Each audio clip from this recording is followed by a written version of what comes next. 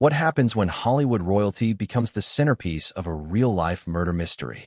They say Brentwood is where the stars sleep peacefully behind wrought iron gates and manicured hedges, where scandal never leaks past the tennis courts and private chefs, and the worst thing neighbors complain about is noisy gardeners.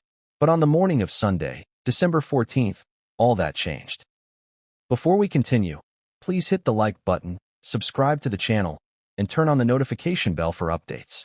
Because by nightfall, the Reiner mansion, valued at $13.5 million and tucked inside one of Los Angeles' most secure neighborhoods, was swarmed with flashing red lights, crime scene tape, and the kind of eerie stillness that only comes after something has gone terribly, irreversibly wrong. Rob Reiner, 78. Michelle Singer Reiner, 70. Both found stabbed to death in their own home. And in the guest house, just feet away, their son, Nick Reiner, 32. Alive. Silent. Watching. He didn't call 911. He didn't run. He just waited.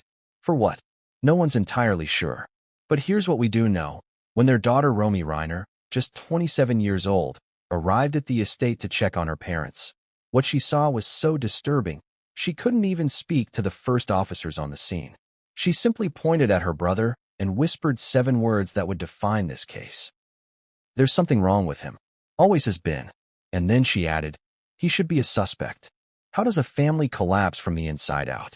What turns a guest house into a slaughterhouse? And more hauntingly, why did no one stop Nick before it was too late? Because if you think this is just another tragic celebrity crime story, think again. There are layers to this. There were warnings. There were diaries. And there were secrets buried deep inside the Reiner family legacy. Some too disturbing for even the tabloids to touch. And what happened after Nick was arrested, after he was charged with 2 counts of first-degree murder, was even more bizarre. At his sentencing, just weeks ago, Nick finally broke down. Not with remorse, not with shame, but with sheer confusion.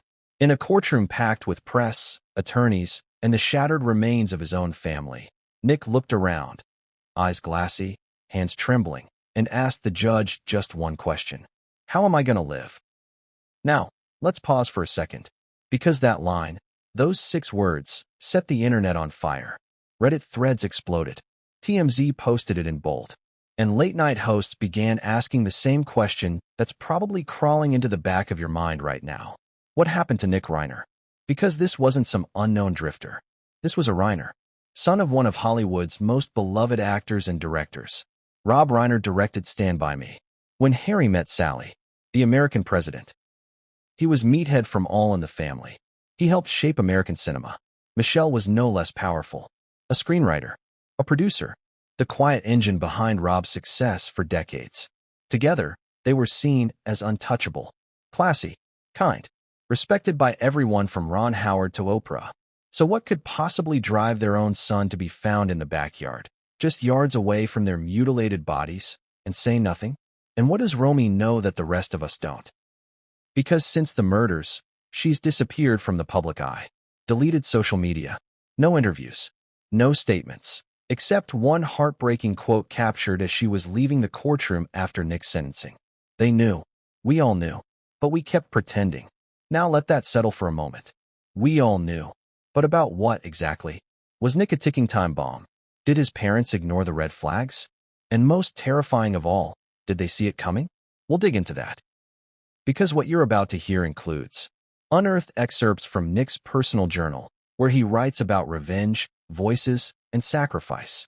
Details from the autopsy report that shocked even experienced homicide detectives. A missing 36-hour gap in the timeline that no one seems able to explain. And perhaps most chilling, a single camera inside the house, discovered days later, that may have captured the final moments before it all unraveled. There's a reason this case has been called Hollywood's most disturbing open wound. Because it's not just a crime. It's not just a family. It's a mirror to privilege, to mental illness, to the terrifying idea that you can raise a child with every possible advantage and still end up here, in a courtroom, listening to your only living son scream. How am I going to live? But maybe the better question is, how did it ever come to this? Before we answer that, let's rewind. Because every horror has an origin, and before there was blood on the floors, before there were sirens in Brentwood, Before Romy walked into her parents' house and found a nightmare. There was a boy, a family, and a silence so deep it eventually became deadly. And what you're about to discover changes everything. But what detectives uncovered inside the guest house, what was hidden under Nick's bed, wasn't just evidence, it was a manifesto. And it would flip the investigation upside down. What happens when the family America adored was quietly crumbling behind closed doors? Everyone knew the name Rob Reiner. You didn't have to be a film buff or old-school sitcom fan. His fingerprints were all over pop culture, from political dramas to romantic comedies to coming-of-age stories that defined generations. But few people truly understood the family behind the fame. Because while Rob and Michelle were building a legacy on-screen, they were also building something else off-camera. A dynasty. Or at least, that's what it looked like from the outside. But dynasties are fragile things. All it takes is one crack, one secret, one silence too long kept, and everything can collapse.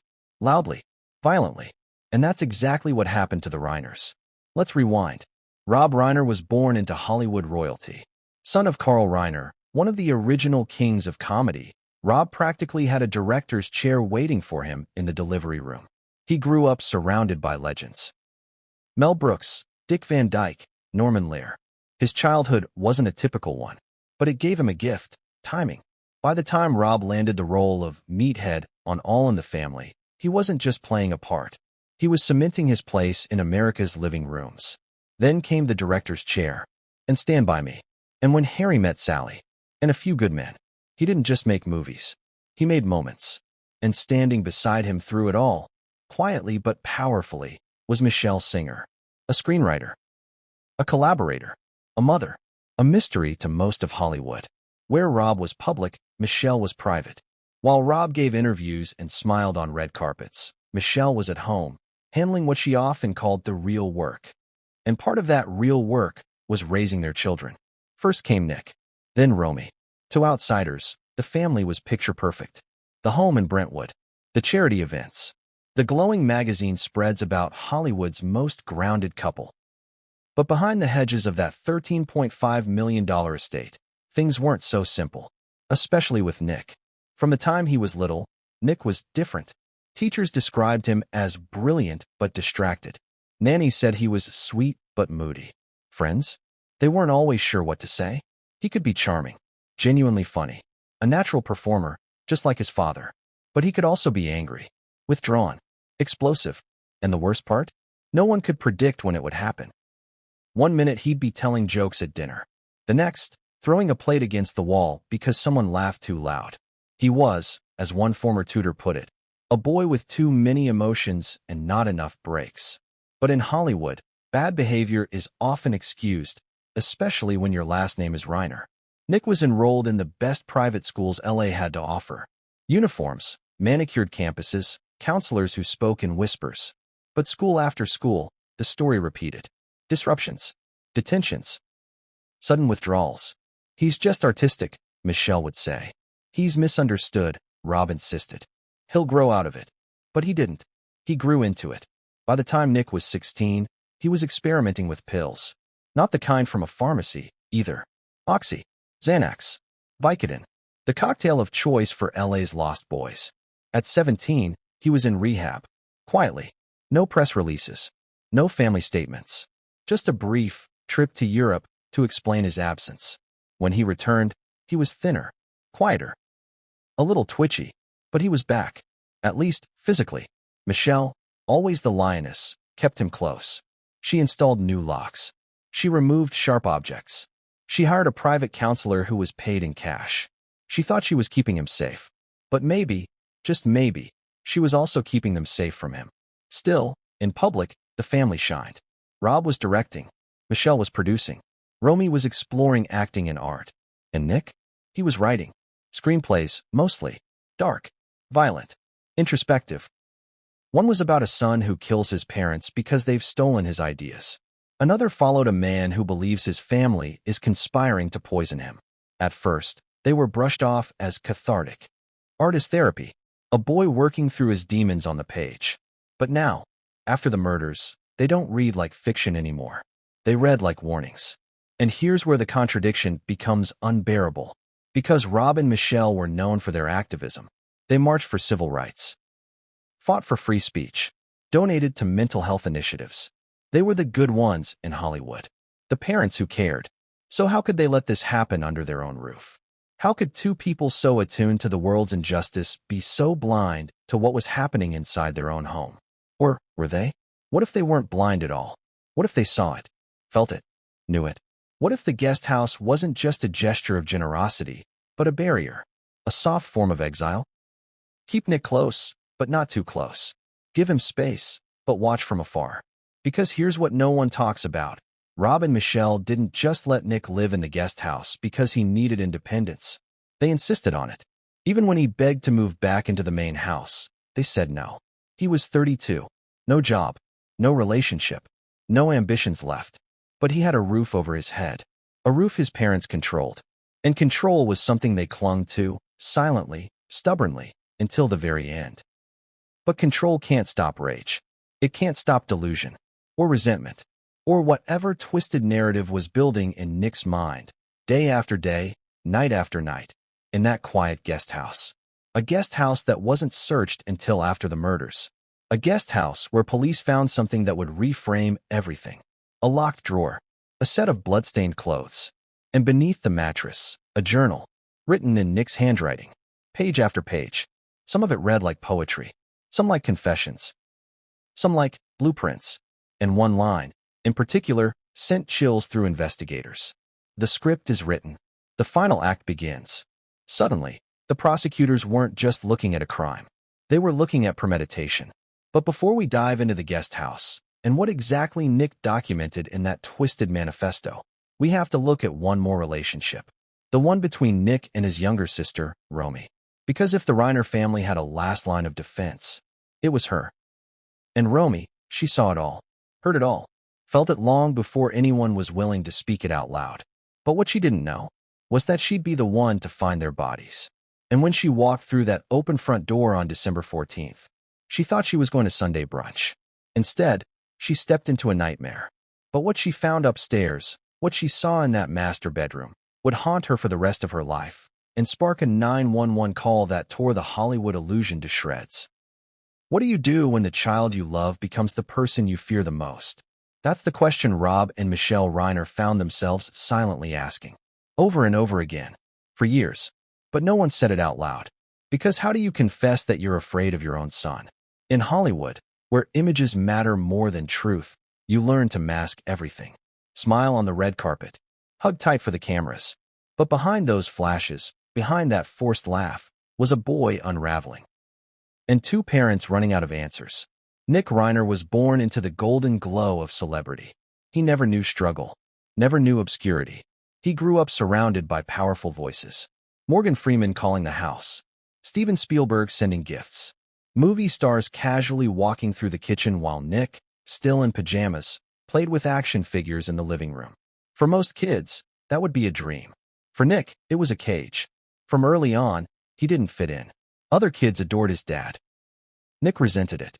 Where others saw Rob Reiner as a legend, Nick saw him as a giant shadow he could never escape.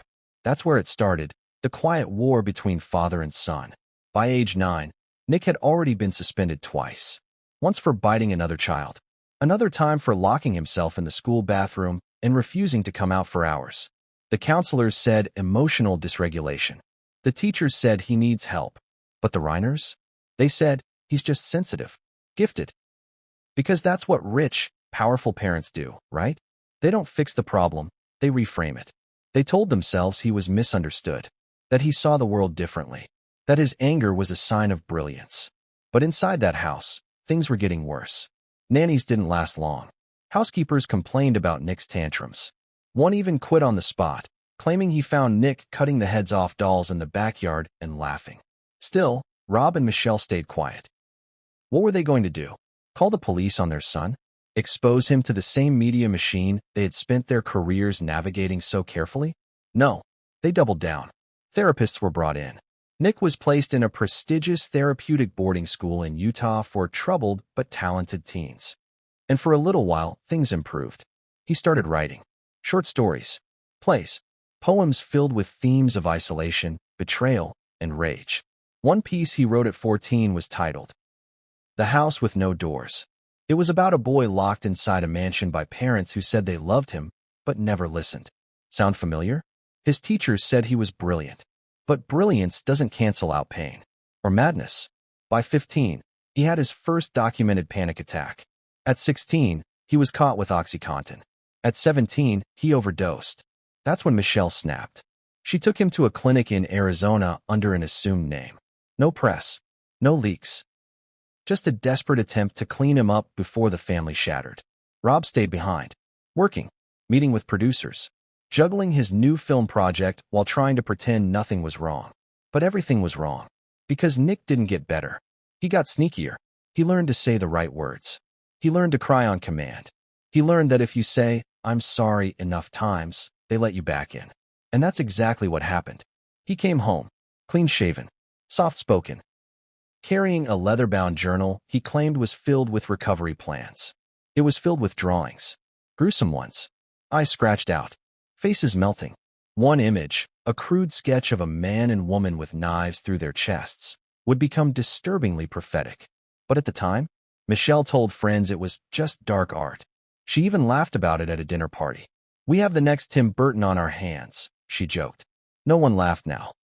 Because after the murders, that same journal was found in Nick's guest house. Updated. Filled with pages of manic handwriting. One line underlined and read over and over again. "No one heard me scream in the silence." So let me ask you this. If your child is crying out in strange ways, but never directly, if the signs are there, just a little twisted, a little vague, do you act? Or do you wait? Rob and Michelle waited. They thought boundaries would help, so they let him live in the guest house. He had his own space, his own door, and they had theirs. But space doesn't cure psychosis. And Nick, he didn't want space. He wanted vindication. According to reports, he believed his parents were conspiring against him, that they were manipulating his inheritance, that Romy had replaced him in their hearts. He told a friend once, "They wish I was someone else. I see it in their eyes." And maybe he was right. Maybe Rob and Michelle, after years of damage control and sleepless nights, did wish Nick was different. But they still loved him. They showed it in the only way they knew how. They paid for private doctors. They gave him shelter. They let him stay close, maybe too close. Because when you love someone who's broken, you convince yourself that love alone can fix them. But love doesn't fix delusion. It doesn't stop a blade. It doesn't protect you when the person you're protecting finally snaps. And that's what happened, isn't it? Nick snapped. But here's the thing. Some people believe he didn't snap. They think this wasn't a moment of madness. They think it was a plan. And if you read what Nick wrote in his journal, if you see the timeline he mapped out, the phrases like December 14th, final scene, and "let them feel my quiet," you start to wonder, was this premeditated? Or a final cry for help? That's the question the court struggled with, that the defense couldn't answer, and that Romy, God bless her, had probably been dreading for years. Because Romy lived in the same house. She heard the late-night screams. She saw the mood swings. She once told a friend in college, "My brother scares me." That was 3 years ago, but no one told Rob and Michelle. Or maybe they did, and it just got lost in the echo chamber of love and denial. Either way, it was too late. And now, the boy they fought so hard to protect sits behind bars, sentenced to life, whispering about films that will never be made and asking over and over again, "How am I going to live?" But before Nick whispered that infamous line in court, before the judge read the verdict, before Romy looked her brother in the eyes one last time, there was the house, the crime scene, the front door unlocked, and what Romy saw when she walked in. It would haunt her forever, because what she found wasn't just her parents' bodies. It wasn't just blood on the walls. It was something else, something placed at the foot of the stairs, a message, a symbol. And it was written in red.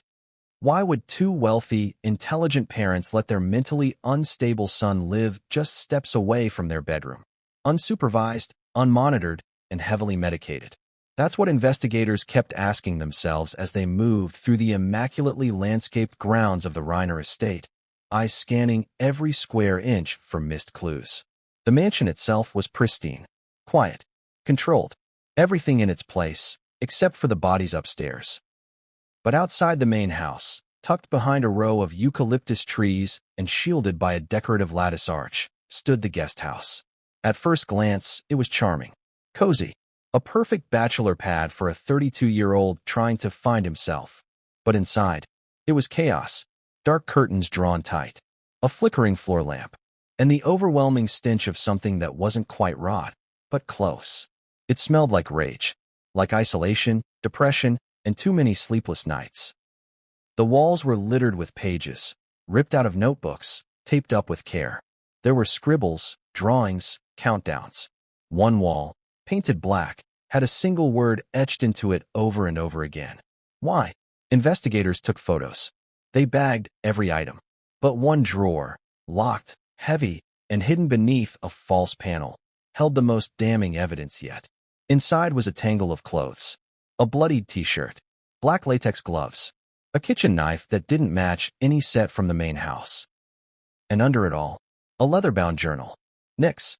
It was filled with erratic handwriting, some of it legible, some of it spiraling into loops and crossouts. But the entries had dates, each one chronicling events, observations, resentments.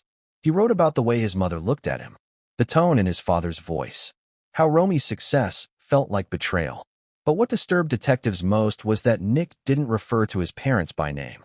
He called them the patrons, the giants, and once, the directors of my cage. He described the guest house as his waiting room, a purgatory, a place where he was kept just far enough away to feel forgotten, but close enough to be watched. That detail struck a chord, because that's exactly what the Reiners had done. They loved their son. That much is certain, but they didn't trust him. He had outbursts, destroyed furniture, threatened staff, and still, they didn't send him away. They just moved him. The guest house became a compromise, not a home, not quite exile, just a holding pen. But when police examined the security setup, they were shocked. No surveillance cameras pointed toward the guest house. No alarm sensors inside. No motion detectors. It was invisible. Why? Was it an oversight? Or did Nick demand privacy, and they gave it, against their better judgment? A former housekeeper later told police, "That place gave me the chills. I wasn't allowed to clean in there. Ever." Another employee claimed they once saw Nick pacing outside at 3 a.m., barefoot, whispering into a recorder. But no one reported it. Why would they? He was the Reiner's son, untouchable. And yet, the warnings were constant. In fact, just 1 week before the murders, there was an incident. Nick allegedly got into a heated argument with a food delivery driver. The man said Nick ordered 2 dozen eggs, 3 boxes of matches, and a carving set, items that made no logical sense. When questioned, Nick grew hostile, started mumbling about preparations. The delivery driver didn't report it until after the crime. Hindsight, it always screams louder. Now imagine this. You're one of the first detectives on scene. You've already seen the master bedroom, the bodies, the blood trail, the broken photo frames. You step outside for air, glance toward the guest house, and you realize that door's unlocked. You walk in. No sound, just stale air and silence. And then, you see the table.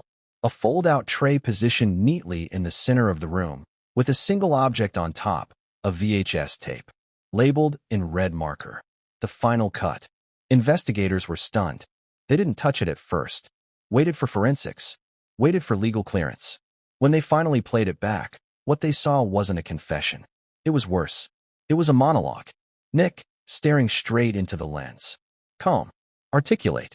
Almost performative. He talks about feeling invisible. He references being edited out of the Reiner narrative. He describes betrayal, abandonment, manipulation. And then, in the last minute of the footage, he says, "If this gets found, don't pity me. They directed this story. I just changed the ending." No tears. No rage. Just certainty. The guest house wasn't just a room. It was his lab. His lair. Where the monster didn't just hide, but thrived. And when officers questioned the neighbors, one elderly woman said something chilling. "I used to hear music coming from that little house," she said. "Always the same song. Over and over again. The song? Everybody Knows by Leonard Cohen. Let that sink in. The lyrics. Everybody knows that the dice are loaded. Everybody rolls with their fingers crossed. Everybody knows the war is over. Everybody. Everybody knows. That line kept echoing through the heads of the detectives as they stood in that dim guest house, the air thick with dust, and something heavier, intent. Everybody knows, but nobody speaks. Because if everyone had known, truly known, then this wasn't just a crime of passion. It was a slow burn, a countdown that no one stopped. The officers shut off the VHS tape and sat in silence for a moment. No one reached for the remote. No one spoke. One detective finally broke the quiet and said what everyone else was thinking. He wanted this to be found. And that changed everything. This wasn't a panicked man scrambling to hide evidence. This wasn't someone shocked by what they'd done. This was someone who curated the aftermath. Someone who staged his own narrative. Someone who believed the story mattered more than the truth. As investigators continued cataloging the room, the contradictions became impossible to ignore. There were prescription bottles lined up neatly on a shelf. Antipsychotics, mood stabilizers, anti-anxiety meds. Some filled, some half-used, some untouched for weeks. So which was it? Was Nick medicated and stable? Or was he spiraling off his meds entirely? Because the journal suggested both. On one page, he wrote about clarity, about finally seeing through the manipulation, about realizing his parents were characters, and he was the only real person in the house. On the next page, he ranted about hearing whispers through the walls, about cameras hidden behind paintings, about Romy switching sides, delusion and intention, side by side. That's what scared the investigators the most. This wasn't a mind completely gone. This was a mind organizing its madness. Then they found the calendar. It was pinned behind the bedroom door, partially hidden. Dates circled in red. Notes scribbled in the margins. December 7th, decision made. December 10th, no turning back. December 14th, circled 3 times. Under it, just 2 words. Final scene. The prosecution would later argue this was proof of premeditation, a roadmap to murder. The defense would claim it was metaphor, artistic expression, a mentally ill man's obsession with narrative. But standing in that room, it didn't feel metaphorical. It felt deliberate. And then there was the knife. It wasn't from the main house. That much was clear. The Reiners kept their kitchen immaculately organized. Every blade accounted for. This one, it came from a discount store.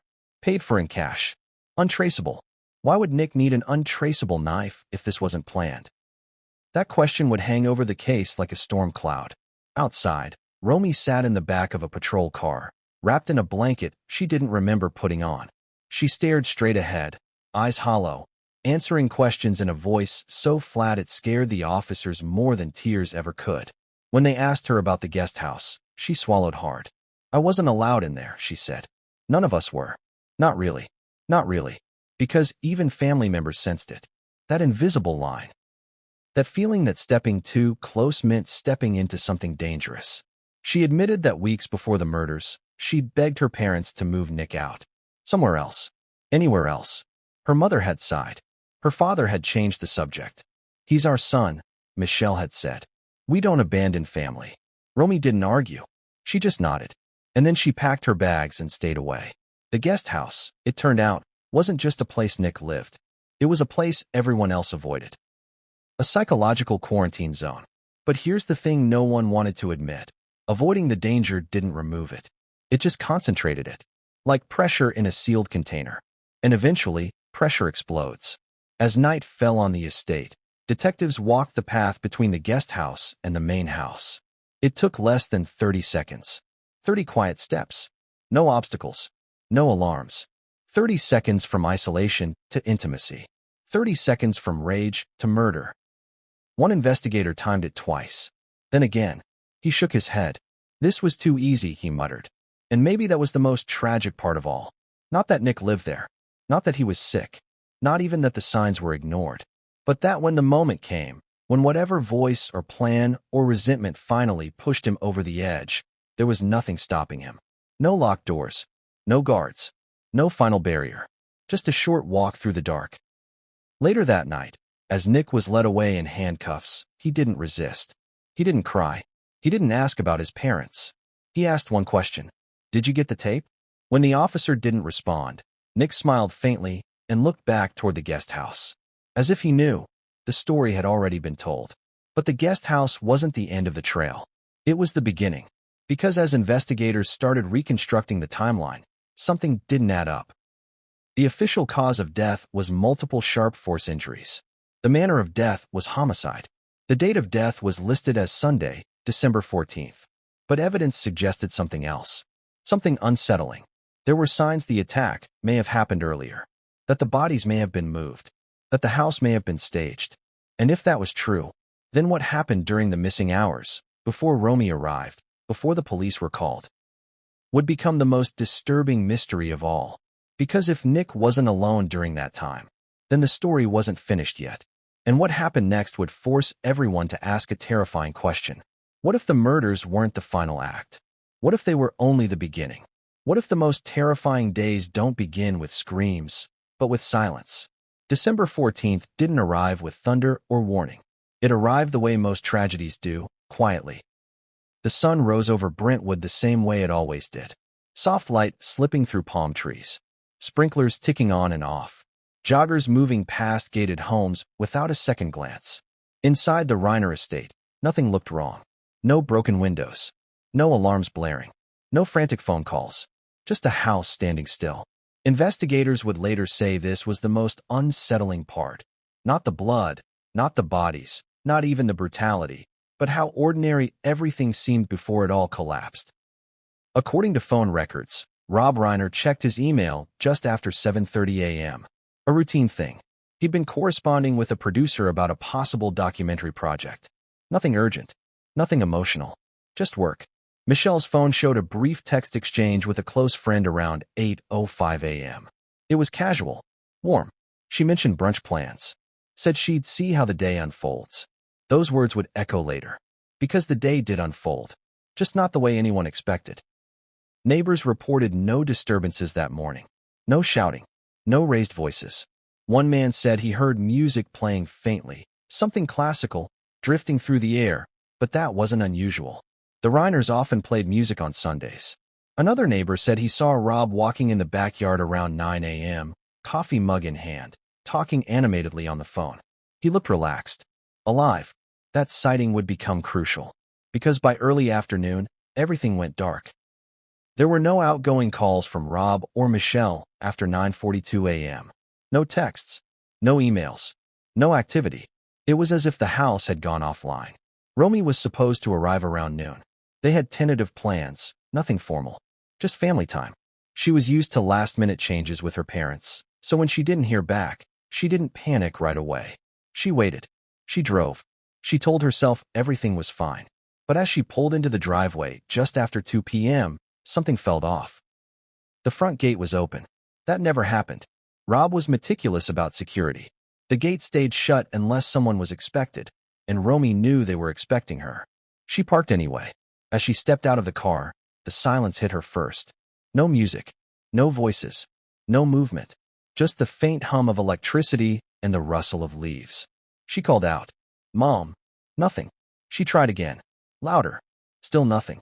The front door was unlocked. That was the second red flag. Romy hesitated. Later, she would say this was the moment she should have turned around. The moment her instincts screamed at her to leave. But she didn't. She stepped inside. The house was dimmer than usual. Curtains partially drawn. The air heavy, like it hadn't moved in hours. She walked slowly, carefully, each step louder than it should have been. "Dad," she called. Silence answered. As she moved toward the stairs, she noticed something small but strange. A framed family photo had been knocked over. The glass wasn't shattered, just tipped, like someone had brushed past it in a hurry. Her stomach tightened. She climbed the stairs, and then she smelled it. Not blood, not yet. Something else. Metallic. Wrong. She reached the landing and froze. The bedroom door was open, and inside, nothing made sense. The room looked disturbed. Furniture shifted. Bedcovers tangled. Lamps knocked sideways. And on the floor, Romy didn't scream. She couldn't. Her parents lay motionless. She later told police she didn't register the injuries at first. Her brain refused to process what her eyes were seeing. She just stood there, rooted to the spot, waiting for one of them to move. They didn't. Time stretched, collapsed, twisted. She backed away slowly, nearly tripping over her own feet, and fumbled for her phone. Her hands were shaking so badly she dropped it once. When she finally managed to dial 911, her voice didn't sound like her own. It sounded hollow. "My parents. I think they're hurt," she said. The dispatcher asked her to check for breathing. Romy refused. "I can't," she whispered. "I can't go back in there." Then the dispatcher asked the question that would alter the investigation forever. "Is anyone else in the house?" Romy swallowed. "Yes," she said. "My brother lives here." There was a pause. "Is he there now?" Romy looked out the window toward the guest house. She saw him, Nick, standing outside, watching. He wasn't panicking. He wasn't running. He wasn't even approaching. He was just standing there, hands at his sides, expression unreadable. "That's when I knew," Romy later said. "I didn't know what he'd done, but I knew he was dangerous."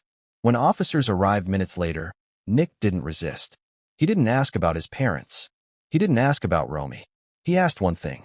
"Am I being filmed?" The officer said no. Nick nodded. "Okay," he replied. That single word would haunt the case, because it suggested awareness, calculation, a man conscious of how things looked, how they would be remembered. But as police secured the scene, another disturbing detail emerged.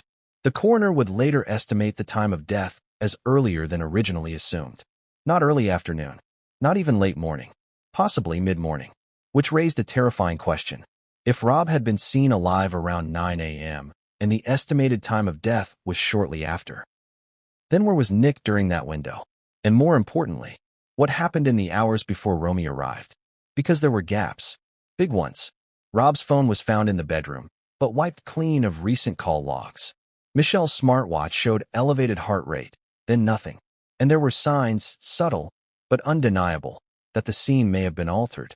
A chair moved, a door closed, a towel missing. Small things. But in homicide investigations, small things matter. Very much. Investigators began to suspect that the murders didn't happen right before Romy arrived. They may have happened earlier. And if that's true, then Nick wasn't just present. He had time. Time to think. Time to plan. Time to decide what story he wanted the world to see. And that possibility turned the case on its head. Because it meant this wasn't chaos. It was choreography. And the question everyone started asking, quietly, fearfully, was this. If Nick had hours alone with what he'd done, then what else did he do during that time? What messages did he leave behind? What evidence did he move or destroy? And was he waiting for Romy to find them? Because if so, then December 14th didn't just end with a discovery. It ended exactly the way Nick wanted it to. But what police would uncover next, what Romy revealed during her second interview, would push this case from tragedy into something far darker. Because there was one detail from that morning she hadn't mentioned. One sound she couldn't forget. And once she finally said it out loud, the entire timeline began to unravel. And what came next would change everything, and no one saw it coming. What do you say to a stranger on the other end of the phone when you've just found your parents dead and you think your brother did it? 911 dispatchers are trained to handle chaos.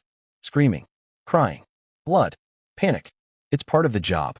But the voice of Romy Reiner on December 14th wasn't panicked. It was cold, detached, like she'd stepped outside her own body and was observing everything from above. A ghost in her own home. The call began at 2:07 p.m. It lasted 89 seconds. But every word she said, and didn't say, would shape the trajectory of the case. Let's break it down. Dispatcher, 911. What's your emergency? Romy, I'm my parents. They're not breathing. Already, the tone was unusual. No hysterics. No gasping. Just 5 words. Flat. Final. Dispatcher, are you with them now? Romy, no. I left the room. I can't go back in. Dispatcher, are they injured? Is there anyone else in the home? Romy, pause. My brother lives in the guest house. That pause. Chilling. Because that moment, right there, wasn't hesitation. It was calculation. It was Romy choosing what to say and what not to. And then came the words that would become the centerpiece of the police affidavit. He should be a suspect. She didn't scream it. She didn't whisper it. She stated it. As fact, those 5 words sent a ripple through the line. The dispatcher immediately flagged the call for elevated response. Code 3. Lights and sirens. Because now it wasn't just a death. It was a potential double homicide, with the son still on the property.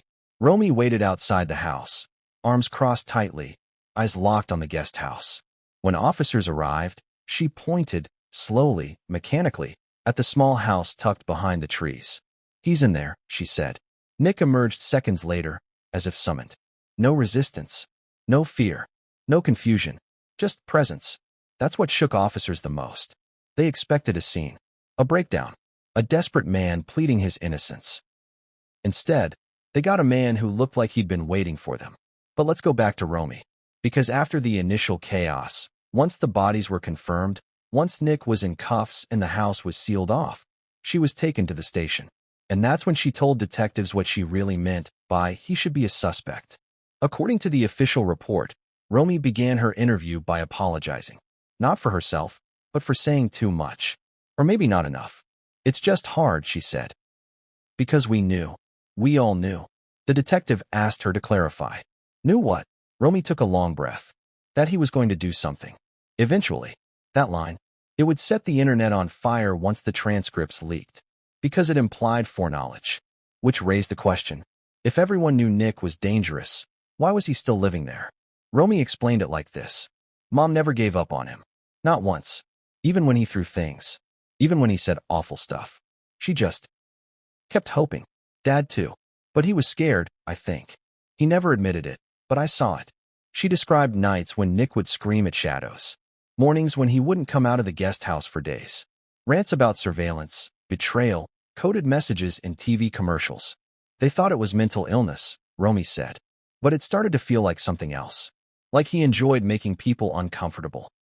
She recalled one Thanksgiving where Nick flipped a table because someone laughed too loud. Another time he accused Michelle of putting tracking chips in his socks. Still, the family stayed quiet. You don't go public when your dad is Rob Reiner, she said bitterly. You don't say, hey, our son is losing it, because no one wants to believe that happens to people like us. That silence, so well-intentioned, became the perfect storm. And Romy? She was caught in the middle. I tried to leave, she admitted. I moved out. I got therapy, but I kept coming back. They always asked me to visit, to keep trying. They said, you're his sister. He needs you. The detective asked her if she believed Nick loved their parents. Romy didn't hesitate. No, she said. Not anymore. Maybe once. But somewhere along the line, they became symbols to him. Not people. Not mom and dad. She described Nick's obsession with structure. With scripts. He referred to days as scenes. His outbursts as improvised moments. It was like he was living in a movie, she whispered. And we were all just extras. Then she told them something no one expected. 2 weeks before the murders, Nick handed her a note. Folded. Simple. It read, don't come on December 14th. Final draft due. At the time, she thought it was a joke. Nick was always writing, scribbling nonsense. She brushed it off. Now, she regrets everything. Because she did come. And what she walked into wasn't just a crime scene. It was a stage. The detective asked her what she thought the note meant. She stared at the floor. I think he planned this, she said. I think he wrote it out. Every step. And I think he wanted me to find them. I think I was supposed to be part of the final act. That revelation rocked the case. It introduced motive, method, premeditation. But it also raised more questions. If Romy was supposed to find the bodies. If Nick had scripted this moment. What was the endgame? What did he think would happen? Was he hoping for suicide by cop? A viral news cycle? Or did he truly believe this was some twisted masterpiece? Later, when officers searched his guest house, they found a printed document on his desk. It was titled, Closure, a one-act play. In it, characters eerily similar to Rob, Michelle, and Romy enact a dinner scene that devolves into accusations, betrayal, and death. The final stage direction? Blackout. Sirens. Curtain. If that doesn't send chills down your spine, check your pulse. Because this wasn't just murder. This was deliberate, theatrical, orchestrated. And Romy? She was the final witness. The one person who could confirm what the rest of the world feared. That Nick Reiner didn't break in a moment of rage. He rehearsed. Now, the legal system had a new dilemma. Was Nick insane? Or was he evil? Was this the collapse of a fragile mind? Or the execution of a sick plan? And when Romy took the stand during the trial, when she faced her brother across a courtroom and repeated those fateful words from the 911 call, he should be a suspect. She wasn't just testifying. She was shattering the silence. But the true emotional explosion hadn't happened yet. Because what came next wasn't just testimony. It was the moment Nick himself broke down in front of the world and said the words that would define the case, haunt the headlines, and raise the stakes of everything. How am I going to live? And the courtroom stopped breathing. But what happened during Nick's interrogation, his tears, his lies, and his final, chilling outburst, would flip this case into something even darker and more theatrical than anyone could have predicted. What if the most dangerous evidence wasn't the blood on the floor, but the thoughts on the page? Crime scenes tell stories, not with words, but with patterns. And as the forensic teams moved through the Reiner mansion, one thing became clear almost immediately. This wasn't sloppy. It was violent. It was personal. But it wasn't random. Blood spatter analysts mapped the room inch by inch. Walls, floors, bedposts, even the underside of a nightstand. The distribution told a chilling tale. The attack began near the bed. It escalated quickly, and it didn't stop when it could have. Multiple sharp force injuries. That's how the coroner would phrase it later. But multiple doesn't capture what they saw. This wasn't one or two strikes. This was overkill, which immediately raised the question investigators dread most. Was this rage or resolve? Because rage burns hot and fast. Resolve lingers.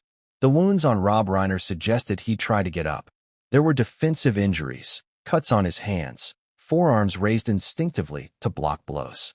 Michelle's injuries told a different story. She'd been attacked where she stood. No signs of escape. No defensive wounds. Which meant one of two things. She didn't have time to react, or she didn't believe she needed to. And that implication hit hard. Because if she didn't react, then she may have recognized her attacker. The knife itself was recovered hours later, not in the bedroom, not even in the house. It was found wrapped in a towel, placed carefully in a trash bin near the guest house. Cleaned, almost reverently. The blade wasn't fancy. No engravings. No heirloom. Just a plain kitchen knife, purchased cheaply, its origin traced to a small store several miles away. Paid for in cash. Why go to the trouble? Why not use a knife from the house? Because whoever did this didn't want the story muddied by convenience. They wanted control. Control over the narrative. Control over the evidence. Control over how this would be understood. And that brought investigators back to the diary. Nick's diary. The leather-bound one found beneath his mattress. At first glance, it looked chaotic. Pages flipped back and forth. Dates crossed out. Sentences spiraling into the margins. But once analysts took time to read it in sequence, a pattern emerged. This wasn't random writing. It was a progression. Early entries talked about feeling sidelined, forgotten, edited out, as Nick phrased it. Then came the anger, accusations, paranoia. He wrote about being monitored, managed, kept just close enough to behave. He believed his parents were orchestrating his life from behind the scenes, deciding when he ate, when he slept, when he was medicated. They don't see me, one entry read. They see a problem they need to solve. Then, the tone shifted. The anger cooled. The writing became precise. Lists appeared. Dates. Times. Observations. Sunday mornings are quiet. Mom doesn't lock the bedroom door. Dad always checks his phone before coffee. These weren't metaphors. They were notes. And then came the page that made the room go silent when prosecutors first read it aloud. I don't want them to suffer. I want them to understand. Understand what? Nick never fully explained. But the next line was underlined 3 times. Pain is the only language they never taught me. Let that sit for a second. Pain, as communication. That idea would become central to the trial. Was Nick expressing metaphorical pain, or planning to inflict it? The defense would argue the diary was a manifestation of mental illness, disorganized thinking, artistic expression, but the prosecution had a counterpoint. If this was disorganized, why were the dates accurate? Why did the observations match witness accounts? Why did the diary mention a knife days before one was purchased?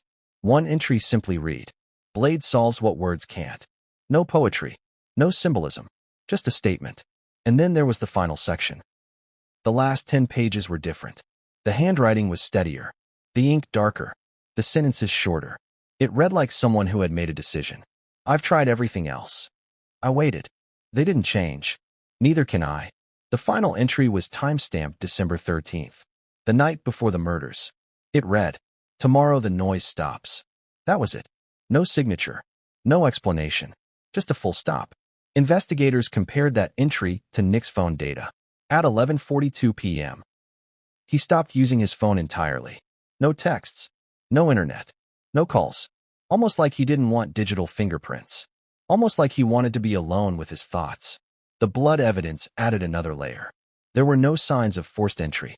No struggle in the hallways. No overturned furniture outside the bedroom. Which meant Rob and Michelle likely didn't hear danger coming. They were caught off guard. And that's where the timeline tightened. Based on lividity and coagulation patterns, the coroner suggested the murders occurred sometime between 9:15 and 10 a.m.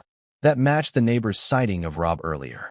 But it didn't match Nick's story, because when questioned, Nick claimed he'd slept late, said he didn't leave the guest house until afternoon. But forensic evidence placed him inside the main house earlier. A partial footprint, fibers from his clothing, a smear on the banister, small things, but they spoke loudly. Nick had been there, and not just briefly, which led to the most chilling realization of all. If the murders happened mid-morning, and Romy arrived after 2:00 p.m., then Nick had hours. Hours to sit with what he'd done. Hours to clean. Hours to think. Hours to prepare how this would end. And yet, he didn't run. He didn't destroy the diary. He didn't flee the city. He didn't even lock the guest house door. Why? Because he didn't see this as a crime. He saw it as a conclusion. And conclusions, in Nick's world, were meant to be witnessed. Which brings us back to the diary. Because tucked between those final pages was something else. A folded sheet.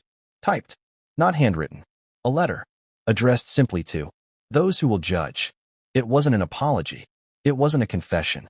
It was a statement of intent. I know what this looks like. I know what you'll call me. Monster. Psycho. Failure. But none of you lived inside the house. None of you heard the quiet. None of you felt the editing. And then the line that would later be quoted endlessly in court. I didn't destroy my family. I completed it. That sentence split the courtroom in half. Some people heard delusion. Others heard calculation. And that divide would follow Nick Reiner all the way to sentencing. But before the jury ever heard those words, before the public ever read the diary excerpts splashed across headlines, Nick had to sit in an interrogation room, alone, across from detectives who had seen it all. And what happened in that room, his tears, his contradictions, his sudden, theatrical outburst, would reveal something no diary ever could. Because for the first time, Nick had an audience. And the question was, would he confess? Or would he perform? And what happened next would shock even the detectives who thought nothing could surprise them anymore. What happens when a man who sees life as a performance finally gets an audience? The interrogation room was smaller than Nick expected. No dramatic lighting. No wide angles. No music swelling at the right emotional beats. Just a gray table. 2 chairs. A camera mounted high in the corner, its red light blinking steadily. Unblinking, impartial, recording everything. Nick noticed the camera immediately. He always noticed the camera. Is that on? He asked, nodding toward it. The detective didn't answer right away. He sat down slowly, placed a manila folder on the table, and looked at Nick the way you look at someone you're trying to understand, without giving them anything to work with. Yes, he finally said. It's on. Nick exhaled, not in fear, in relief. Good, he said. I don't want this misunderstood. That sentence alone would later be replayed dozens of times during the trial. Slowed down, analyzed, debated by experts who couldn't agree on what it meant. Was he afraid of being misrepresented? Or was he afraid of being ignored? The interrogation began the way most do. Name, age, address. Nick answered calmly, politely, almost cheerfully. He made eye contact. He smiled at odd moments. He corrected the detective once, gently, on the pronunciation of his last name. Then the questions shifted. Nick, when was the last time you saw your parents? He didn't answer immediately. He leaned back in his chair and looked up at the ceiling, as if searching for the right angle. Before things got loud, he said. The detective raised an eyebrow. Loud how? Nick's mouth twitched. You know, the way houses get loud when no one's listening. Not an answer, but also not nothing. The detective pressed on. Where were you this morning between 9 and noon? Nick shrugged. Sleeping. Writing. Thinking. Anyone see you? No. Did you go into the main house? Nick paused. This was the first real pause. The first moment where the performance wavered. I don't remember, he said finally. The detective slid the folder across the table. Inside were photos, printed, glossy, undeniable. The bedroom, the blood, the knife wrapped in a towel. Nick didn't flinch. He studied the images carefully, tilting his head slightly, like a director reviewing dailies. "That's a lot of red," he murmured. The detective waited. Finally, Nick looked up. "You know," he said, "people always think violence is loud, screaming, chaos. But it's not. It's very quiet, very focused." He leaned forward. "That's how you know when it's real." That was the moment the room changed. Because that wasn't grief. It wasn't shock. It wasn't even denial. It was commentary. The detective asked him directly, "Did you kill your parents?" Nick laughed. Not a big laugh. Not hysterical. A soft, surprised chuckle. Like someone had just asked him something naive. "That's such a simple question," he said. "Life isn't simple. Answer it anyway." Nick's smile faded. "I loved my parents," he said. "I really did." "That's not an answer." Nick's jaw tightened. His fingers drummed against the table. "Faster now. You want a confession," he said. "But you don't want to hear why." The detective leaned in. "Try me." For a moment, it looked like Nick might cry. His eyes glossed over. His voice dropped. "They controlled everything," he whispered. "My meds. My money. My schedule. They said it was love. But it felt like editing. Like they kept cutting parts of me out until there was nothing left." There it was. The resentment. The narrative. But then, just as suddenly, he snapped back. He straightened up, wiped his eyes, smiled again. "Sorry," he said lightly. That sounded dramatic. The detective stared at him. "You're aware your parents are dead," he said. "This isn't a script." Nick tilted his head. "Everything's a script," he replied. "Some people just don't know their lines." That exchange would later be described by a forensic psychologist as a textbook oscillation between vulnerability and grandiosity. In simpler terms, Nick was switching masks. Tears, then jokes, confession-adjacent statements, then deflection. And every time the detective pushed closer to the truth, Nick veered into metaphor. So the detective changed tactics. He stood up, walked behind Nick, and placed a photograph on the table in front of him. It was a still frame from the VHS tape found in the guest house. Nick on camera. Calm. Composed. The detective leaned down. "You made this," he said. "Why?" Nick stared at the image for a long time. Then he sighed. "Because no one listens unless you record it." That answer, simple, almost reasonable, made the room go cold. Because it revealed motive without admitting guilt. Nick believed he'd been unheard, unseen, unacknowledged. And now? Now everyone was listening. The detective pressed harder. "You planned this," he said. "You wrote it down. You made notes. You bought the knife." Nick shook his head. "No," he said. "I prepared." "Prepared for what?" "For the moment when pretending stopped working." The detective slammed his hand on the table. "Stop talking in circles. Did you kill them?" Nick flinched. Just a little. Then his composure shattered. He covered his face with his hands and began to sob. Real sobs. Deep. Shaking. "I didn't know what else to do," he cried. "I tried everything. Therapy. Pills. Silence. Nothing worked." They kept smiling like everything was fine. The detective waited. Let it play out. This time, the tears lasted longer. Nick's shoulders shook. His breathing hitched. And for a split second, just a second, it felt like the truth was about to spill out. Then Nick looked up, and his eyes were dry. "I'm not a monster," he said calmly. "Monsters don't feel this bad." The detective stared at him. "Feeling bad doesn't make you innocent." Nick nodded. "True, but it makes me human." Then came the outburst. Without warning, Nick stood up so fast his chair clattered backward. He pointed at the camera. "Do you see this?" he shouted. "This is what they wanted. An ending. You're all part of it now." The detective moved toward him, hand on his radio. Nick laughed, a sharp, barking sound. "Relax," he said. "I'm not done yet." "Sit down," the detective ordered. Nick sat. Slowly, his voice dropped to a whisper. "You want to know the worst part?" he asked. "It's not what I did. It's that it worked. You're all finally paying attention." Silence filled the room. The detective closed the folder. "We're done here," he said. "You'll have a lawyer." As officers led Nick out, he turned back toward the camera one last time. "Make sure you get my good side," he said. "This is going to be talked about for a long time." And he was right. Because when word of that interrogation leaked, when clips were played on the news, when experts dissected every word, Public opinion split straight down the middle. Some saw a mentally ill man spiraling. Others saw a narcissist enjoying the spotlight. But everyone agreed on one thing. This wasn't over. Because the interrogation didn't end with a confession. It ended with a challenge. And when the case moved to the courtroom, when Nick faced a jury, his sister, and the full weight of what he'd done, he would deliver the most shocking performance of all. One that would leave the room frozen. One that would end with 6 words no one could forget. But before that moment, before the verdict, Hollywood itself would react. And the silence that followed, it would be louder than any scream. Because when the city of dreams turns its back on one of its own, the fallout is brutal and irreversible. What happens when the city built on stories suddenly finds itself in one too horrific to rewrite? Hollywood has always known how to spin tragedy. Stars overdose. Marriages crumble. Scandals rise and fall like tides.